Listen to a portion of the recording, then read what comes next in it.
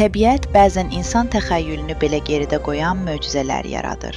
Bu möcüzələrdən biri də yer kürəsində indiyədək yaşamış ən böyük heyvan mavi balinadır. Onun nəhəngliyi yalnız bədəninin uzunluğu ilə deyil, ayrı-ayrı orqanlarının ölçüsü ilə də heyrət doğurur. Mavi balinanın dili o qədər böyükdür ki, çəkisi təxminən bir Afrika filinin çəkisinə, yəni 2 tondan 4 tona qədər çata bilər. Bu fakt ilk baxışda inanılmaz səslənsə də, elm tərəfindən təsdiqlənmiş maraqlı həqiqətlərdən biridir. Uzunluğu 30 metrə, çəkisi isə 150 tondan 200 tona qədər çatan mavi balina, nəhəng görünüşünə baxmayaraq əsasən çox kiçik canlılarla, kril adlanan xərçəng kimilərlə qidalanır.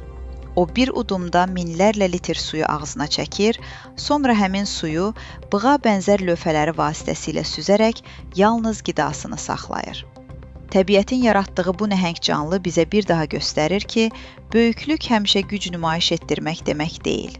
Dünyanın ən böyük heyvanı belə həyatını okeanın ən kiçik canlılarından bəziləri hesabına davam etdirir. Təbiətin tarazlığı da məhz bu heyrətamiz əlaqələrin üzərində qurulub.